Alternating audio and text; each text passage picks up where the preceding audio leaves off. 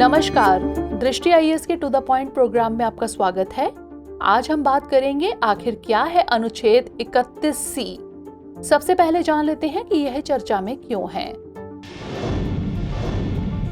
हाल ही में भारत के मुख्य न्यायाधीश DY चंद्रचूड़ की अगुवाई वाली सुप्रीम कोर्ट की 9 न्यायाधीशों की पीठ ने निजी संपत्ति के अधिग्रहण एवं पुनर्वितरण के सरकार के अधिकार के संबंध में एक मामले की सुनवाई करते हुए अनुच्छेद 31C से संबंधित मुद्दे को संबोधित करने का फैसला किया है।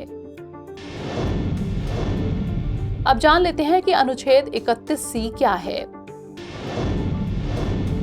अनुच्छेद 31C यह सुनिश्चित करने के लिए अधिनियमित कानूनों की रक्षा करता है कि समुदाय के भौतिक संसाधनों को सामूहिक हित अनुच्छेद 39B के लिए वितरित किया जाए और जिससे धन एवं उत्पादन साधनों का सर्वसाधारण अनुच्छेद 39C के लिए अहितकारी संकेंद्रण न हो।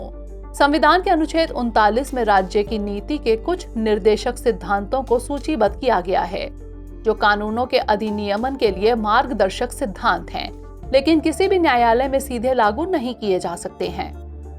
अनुच्छेद 31C के अनुसार इन विशेष निर्देशक सिद्धांतों अनुच्छेद 39B और 39C को समानता के अधिकार, अनुच्छेद 14 या अनुच्छेद 19 के तहत अधिकारों, अभिव्यक्ति की स्वतंत्रता, शांतिपूर्वक एकत्रित होने का अधिकार आदि का आह्वान करके चुनौती नहीं दी जा सकती है। अब नजर डाल लेते हैं अनुच्छेद 31C के परिचय पर। अनुच्छेद 31C को 25वां संविधान संशोधन अधिनियम 1971 के तहत संविधान में शामिल किया गया था। अनुच्छेद 31C में निम्नलिखित 2 प्रावधान शामिल थे।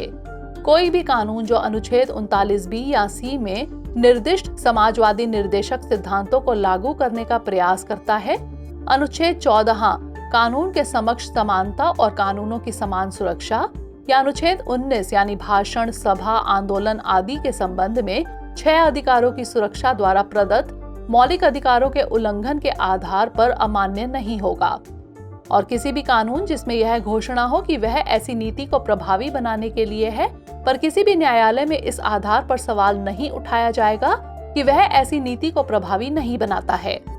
25वें संशोधन को केशवानंद भारती मामले 1973 में चुनौती दी गई थी, जिसमें 13 न्यायाधीशों ने 7-6 के बहुमत से कहा था कि संविधान में एक बुनियादी संरचना है जिसे संवैधानिक संशोधन द्वारा भी नहीं बदला जा सकता है। इस फैसले के एक हिस्से के रूप में न्यायालय ने अनुच्छेद 31C के अंतिम भाग को, यानी उस हिस्से को रद्द कर दिया जिसमें कहा गया है कि कोई भी कानून जिसमें यह घोषणा हो कि यह ऐसी नीति को प्रभावी करने के लिए है, उस पर किसी भी न्यायालय में सवाल नहीं उठाया जाएगा, इस आधार पर कि यह ऐसी नीति को प्रभावी नहीं बनाता है। आइए नोट कर लेते हैं अभ्यास प्रश्न। निम्नलिखित में से किस अनुच्छेद में कुछ निर्देशक तत्वों को प्रभावी करने वाली विधियों की व्यावृत्ति का उल्लेख है? अनुच्छेद 31C, अनुच्छेद 224, अनुच्छेद 331G या फिर अनुच्छेद 42? इसका उत्तर हमें कमेंट सेक्शन में जरूर भेजिएगा। अगले सेशन में किसी नए टॉपिक के साथ मिलेंगे। तब तक के लिए पढ़ते रहिए एंड स्टे मोटिवेटेड।